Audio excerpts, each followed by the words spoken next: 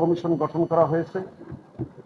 বিগত দিনে মূলত দুইটি প্যানেলে বিভক্ত হয়ে ঢাকা আইনজীবী সমিতির নির্বাচন অনুষ্ঠিত হয়েছে। বিগত দিনে ছিল আওয়ামী সমর্থিত সাদা প্যানেল এবং বিএনপি এবং জামাত সমর্থিত নীল প্যানেল।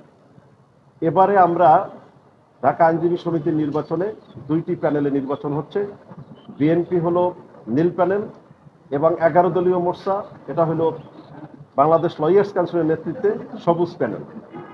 বিগত দিনের নির্বাচনে চিফ নির্বাচন কমিশনার সহ 11 জন নির্বাচনের কমিশনের সদস্য হয়ে থাকে এবং বাকি 100 জন হয়ে থাকে।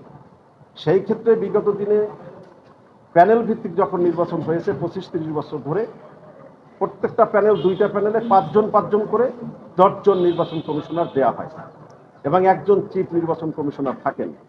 এবারে চিফ কমিশনার হিসাবে সিনিয়র অ্যাডভোকেট বোরহানুদ্দিন সাহেবকে মনোনীত করা হয়েছে। আমরা সেখানে সমর্থন করেছি, কিন্তু সবুজ প্যানেল এবং নীল প্যানেল 5 জন করে নির্বাচন কমিশনের সদস্য পাওয়ার ক্ষেত্রে তারা বৈষম্য করেছে। তারা ইতিমধ্যে 10 জনের মধ্যে 7 জন তাদের নির্বাচন কমিশন নিয়োগ দিয়েছে এবং সবুজ প্যানেল তথা বাংলাদেশ লয়ার্স কাউন্সিল সমর্থিত সবুজ প্যানেলে 3 জন নির্বাচন কমিশন নিয়োগ দিয়েছে। এ ব্যাপারে আমরা লিখিত আপত্তি করেছি। আমরা সাংবাদিক ভাইদেরকে বলেছি, বলার পরেও তারা কোনো সুরাহা করেনি।